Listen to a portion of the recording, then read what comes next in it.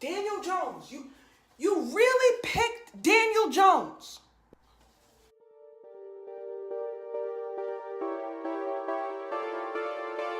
Yo, welcome to the first ever show on the Sports Code. Here, we're gonna be covering mad sports.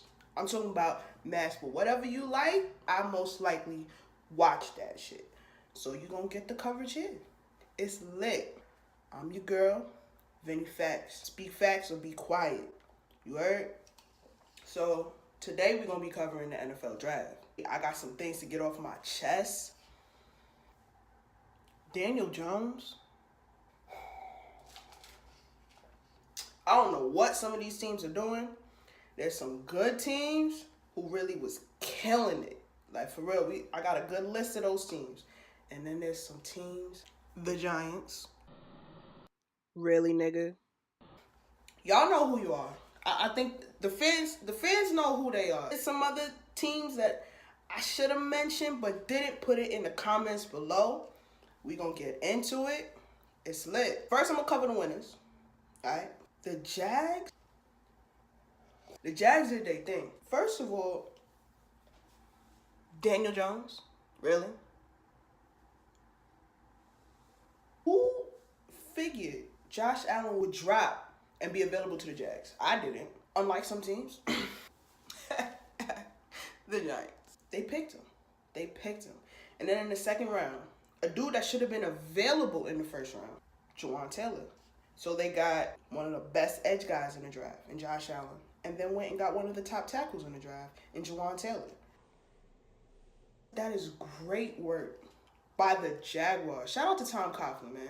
Shout out to Tom Coughlin. He's not running the whole show, but he definitely got his hand in it. Likes guys who can pressure the quarterback, and he likes protecting the quarterback. I know that from the time of him being with the Giants. Shout out to Tom Coughlin. You getting the Jags to where they want to be. Back in like the early thousands, late 1990s, and then they died. I don't know what happened. They died. I'm not covering all the picks. I should have said this earlier. This is mostly talking about day 1 and day 2 of the draft.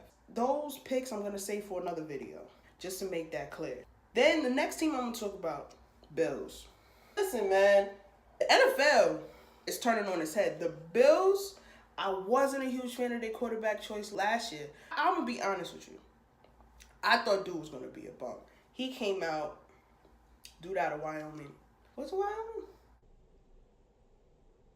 I don't even remember. That's crazy. But dude came out and was balling. Well, he ran a lot. Now they drafted Ed Oliver. That was their dude, supposedly going into the draft. Didn't think he was going to be available. He was available thanks to the Giants. Then they went down to the second draft. You stupid. The second round and got Kobe Ford and Devin Singletary. Kobe Ford went in the first round. He was there in the second. And they took him. You know, I love college football. And now I'm going to let y'all know, I love college football. Most of my analysis on draft picks are going to come from the fact that I probably watched them in college. Love college football. Can't wait. Hurry up. August, hurry up. Can't wait. But I like Kobe Ford. His first couple years, he played inside. Then they moved him outside. He's probably going to play outside for the Bills. I think they're going to keep him on the right side. We'll see. But I think that's a great pick by the Bills. And then Devin Singletary, their running back is on their last legs. All right. McCoy, he probably out of here. They're going to be keeping him too much longer. So they got a dude that's very similar to him, and Devin Singletary. So I think that's a good move by them. A combination of those 3 picks, I think they got 3 starters right there. That's a winner. They didn't draft the project. That's the key. Draft guys that are going to come in right away. Not guys who are going to sit. Daniel Jones. Like some team. The Giants. Something in my throat. Daniel Jones. You really picked Daniel Jones. I got to talk about my boy, Devin Bush. I'm a Michigan fan. Go blue. Don't mind the red. It's contradictory. Go blue regardless. But Devin Bush, oh, by the way, watch out for my Michigan channel. That's coming soon. Devin Bush, it's the perfect fit, man. He's such an aggressive player. And the Steelers play an aggressive defense. I think out of all the teams in the NFL, there was only a few that I really think would have put him in a really good position to not only be a star, but to be a starter right away. They have a hole to fill. He's a middle linebacker, but he can blitz. Pittsburgh likes to blitz. He can go back and cover a little bit. That's needed in today's NFL. Very pass heavy. Devin Bush is going to be a star. I watched him since high school out of Flanagan, Florida. He was playing for his father, Devin Bush Sr., who was a first-round pick, too. I think he went to the Falcons. Devin Bush is going to be that dude. Watch out for Devin Bush in Pittsburgh. I'm telling you, perfect fit for him. Perfect fit. Next, the Pats. I hate the Patriots. I just got to put that. I hate the Patriots. I hate any team from Boston. I'm from New York. I don't like Boston, New England, none of them. Don't like them. Great sports town outside of, well, you know, Boston. But the Pats, great drafters as usual. But I really like the picks that they got. They got N'Keal Harry at the end of the first, and then went and got Chase Winovich. Now, I watched N'Keal Harry in college, Arizona State, ASU. Dude can go up and get the ball. He can go up and get the ball. That's what Tom Brady needs. The Patriots have a really good habit of taking average receivers and making them look good. I think N'Keal Harry is an above average receiver. So that means he's going to look great. N'Keal Harry was one of my favorite receivers going into this draft. I liked Hollywood Brown. I liked AJ Brown. And I like N'Keal Harry. Those are my top 3 guys. N'Keal Harry is going to do work in New England. I'm telling you, dude is going to do work. Chase Winovich, again, another one of my Michigan guys. Dude moved around a lot in Michigan, finally settled in a position on the end. He's not going to be a defensive end mostly in the NFL. He's probably going to be an edge rusher in the 3-4 system. But, you know, if they want to go pass rush, probably move him to a defensive end in a 4-3 front. New England plays that multiple front. But Chase is a go-getter. He's the type of dude, if you tell him he can't do it, he's going to find a way to do it anyway and be spectacular at it. He's a New England kind of play. He just goes out and does his job. But he has fun while doing it. He's like Gronkowski, but on defense. Not an athletic freak. Neither was Gronk. He was just huge. But Chase, that's a good pick, man. Not going to lie. I'm mad as hell. I can't cheer for you anymore because you're in Boston, girl. But I'm happy for you. You're in a great place. You're going to utilize your talent. Shout out to Chase Winovich. Thank you for everything you did for Michigan. Next team, Ravens. Yo.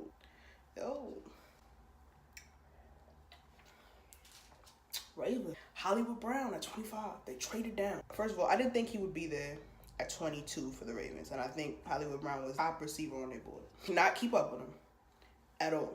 I watched him. He played at Oklahoma. Dude is nasty. He got that swag to him, cousin of Antonio Brown. Less attitude. Less attitude. But Hollywood, I love it, man. The Ravens, you got to do in Jackson, Lamar Jackson.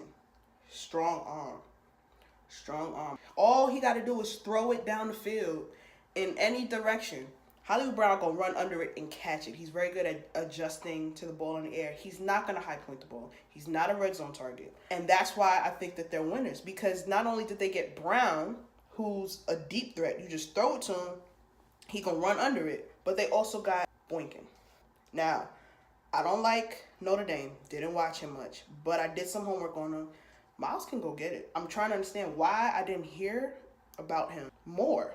When the Ravens made this draft, I'm like, with Hakeem Butler from NC State on the board, they went and got Boykin? Why? Then I went and did my homework. I'm like, oh, okay. I'm not mad. Listen, he can go get the ball. He's the complete opposite of Hollywood Brown. He's 6'4", can run in the 4.3s. I meant the 4.4s. Can create separation, not just by running past people, but he has pretty good footwork. Watch out for Boykins. I didn't like it at first, but now I'm watching some of his tape. Dude can play. And that's exactly what they needed. They needed a guy who can go up and get the ball and a guy to just throw it. And he's going to be over there. He over there somewhere. He'll get it. That's what the Ravens needed. Before they drafted Boykin, they went and got Jalen Ferguson, Louisiana Tech. Sack. Sack demon. Dude had like 40 something sacks. OGM from the Ravens. Newsome. One of the things Newsome always preached to the Ravens is, listen, if there's sack production in college, there's going to be sack production in the NFL. And they got that in Jalen Ferguson. So coming into the draft, the Ravens really, really, really needed receivers, and they needed edge rush. Now, I'm recording this, and day 3 is going on right now. I hope the Ravens will go and get a running back. And they did. They got Justice Hill. Because I think that's really like their last need. But we'll talk about that in another video. Last team, but not the last winner. Denver. I was confused. I thought Denver would go and get Drew Lock in the first. Didn't. Drew Lock didn't even go in the first. Thanks to some teams. The Giants. Daniel Jones. You really picked Daniel Jones. But they went and got Noah Fant. Traded down. Got Noah Fant. Very much a vertical threat as a tight end. Not so much a pass blocker. I like the pick because I think he adds something that they don't have right now. They have more possession tight ends, blocking tight ends. Now they have a dude that can go down the field and get the ball. Then they went and got Dalton Risner, Kansas State.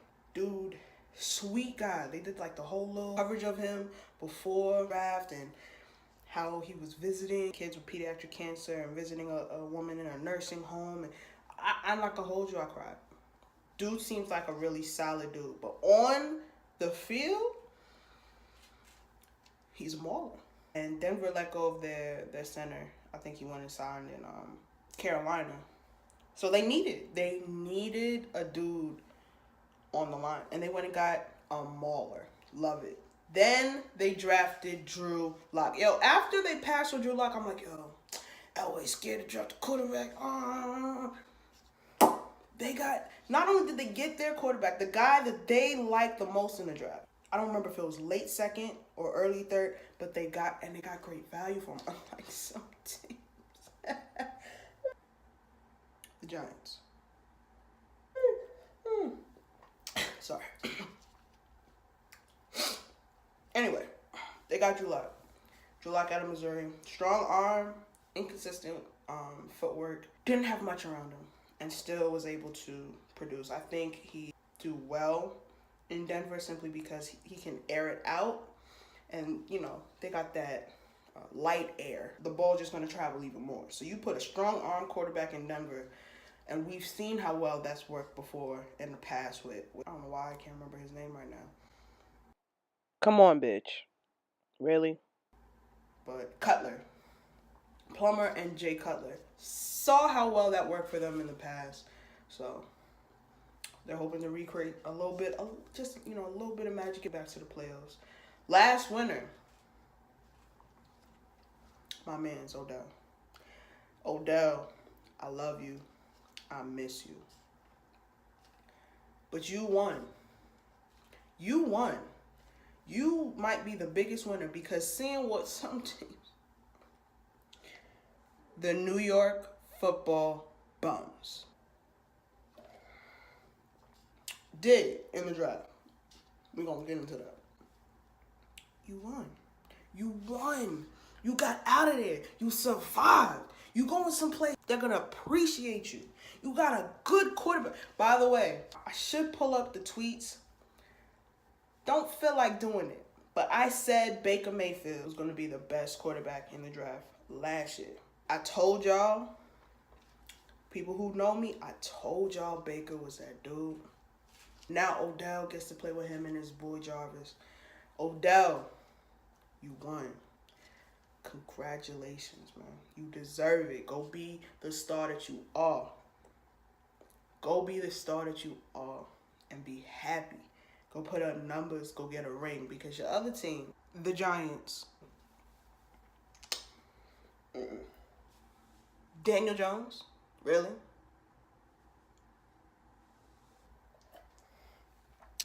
That's all I'm gonna say. That's all I'm gonna say. Now, my favorite part. The losers.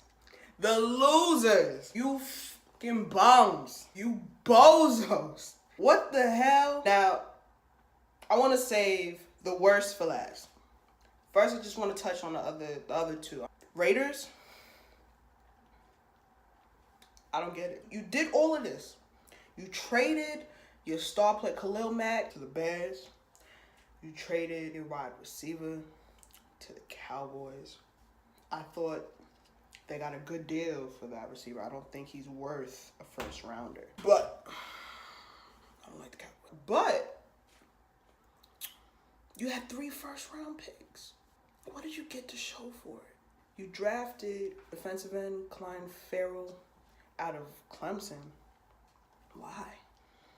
Now, when they did like the little interview and showed why can't I remember anybody's name? My God, I'm getting old. The nigga's name is Gruden. Damn. They did the whole little interview talking about, oh, we just come in here, be a leader. You drafting leaders at 4? The dude's not going to be a game changer. You could have literally got him at your 2nd pick or even your 3rd pick. And if you liked him that much, you should have filled a bigger need with a better player and it came back for Farrell. Why? I like the Jacobs pick. It's a good pick. I think they could have got him a little later. I just don't think they got value for their picks. Like another team. The Giants. Then the Falcons. Offensive line picks, not sexy. Never will be sexy. But I'm not mad. I take that back. No, I'm not mad at them picking offensive line. The Falcons are known for their offense. Have a good running back. Great receiving core. Good quarterback. Their defense is trash. It's a good defensive draft. You could have got some corners, some safeties. You spent your 2 picks that you had on O-line? Why? Like, why? Don't get it. But both of those teams are losers, but not as big of a loser as the Giants. Daniel Jones. You really picked Daniel Jones. The Giants have been losers for some time now. But this solidifies the losing. It demonstrates how bad. I laughed so hard on draft day that I cried. And I'm going to speak for all the Giants fans. I follow a lot of Giants fans on Twitter. Why draft Daniel Jones at 6? No one thought he was a top 3 quarterback in this draft other than the Giants. Nobody. Why? Why at 6? That's mostly people's anger. Can't be mad at them thinking Daniel Jones is our guy. Because he has some good qualities. And that's not where the outrage is. It's not worth the 6th pick. A lot of people compare him to Eli Manning. Eli's very good at stepping up in the pocket. He was very good at going through progression. Daniel Jones, decent at going through progressions. He's inconsistent with it. He goes through progressions sometimes. Other times, he just stares his receiver down and says, fuck it. Granted, he had no talent around him. So you're really not going to see what he's capable of, unfortunately, until he plays in the NFL. But here's the thing. He does make bonehead decisions. He forces throws. He has some accuracy issues. He tends to overthrow his receivers. Again, there are some pluses to him. He has a tendency to move up in the pocket. He's very good at that in the same way that Eli is. He has a great deep ball. He has the most accurate deep ball in this quarterback class. Dope. Super dope. Great. Wonderful. He can also take off a little bit if he needs to. He can move around. He's sneaky athletic. He's not Lamar Jackson. He's not Cam Newton. He's similar to Carson Wentz. Cool. Why at 6? Daniel Jones. At 6, when he would have been available in the 2nd round. They had a 2nd round pick. No one else was looking at Daniel Jones. No one else. I don't care what they come out and say. No one else was looking at Daniel Jones in the 1st round at all. Like, no one. Dwayne Haskins, a better quarterback than Daniel Jones.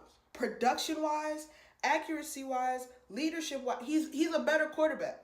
But the Giants probably don't like how he looks. That's probably a part of it. Just being a voice for the Giants fans who don't feel like anybody cares enough to listen. Daniel Jones at 6 is awful. If Daniel Jones is your quarterback, cool, bro. Cool. Damn, my knees. Cool, bro. Fine. Go get him. Not at 6, man. What's wrong with y'all? What is wrong with you? That is stupid. The reason why the Giants are losers, especially for Daniel Jones. He's going to sit behind Eli. He's washed. Eli Manning should not be starting on any NFL team right now. He's washed. Now he's going to have to start for a couple years simply because Daniel Jones is not ready to play right now. He's not. They want him to sit behind Eli for 2 to 3 years. Eli Manning, he's washed. Should not be starting this year, let alone for another 2. He's washed. So you drafted a dude at 6 who's not impacting your team right now. That is idiotic. That's how you lose games. Now, I can understand if they wanted... No.